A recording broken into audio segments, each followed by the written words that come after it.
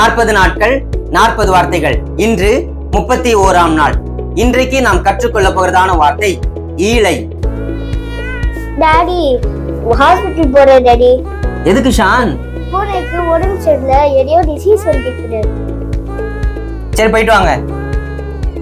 ஈழை என்று சொன்னால் டிசீஸ், ஒரு விதமான நோய். அன்றைய நாட்களிலே டியூபர்குலோசிஸ் என்கிறதான நோயை குறிக்கக்கூடியதான ஒரு வார்த்தை தான் ஈழை. நம்முடைய வேதாகமத்திலே கர்த்தர் தம்மை விட்டு பின்வாங்கினதான ஜனங்களை தண்டிக்கும்படியாக கொடுத்ததான வாதைகளிலே இது ஒன்றாகும். நம்முடைய வேதாகமத்திலே வாசிக்கும் பொழுது லேவியராகமம் 26ஆம் அதிகாரம் 16வது வசனத்திலேயும் உபாகமம் 28ஆம் அதிகாரம் 22வது வசனத்திலேயும் வாசிக்கும் பொழுது கர்த்தர் உன்னை ஈழையினாலும் காய்ச்சலினாலும் உஷ்ணத்தினாலும் எரிபந்தத்தினாலும் வறட்சியினாலும் கருக்காயினாலும் விஷப்பனியினாலும் வாதிப்பார். நீ அழியும் மட்டும் இவைகள் உன்னை பின்தொடரும் என்று வாசிக்க முடியும்.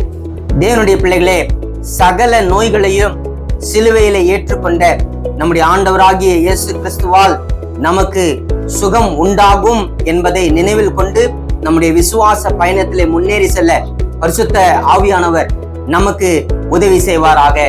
ஆமென். டாடி பூனைக்கு சரியாயிடுச்சு டாடி. Wow, very good.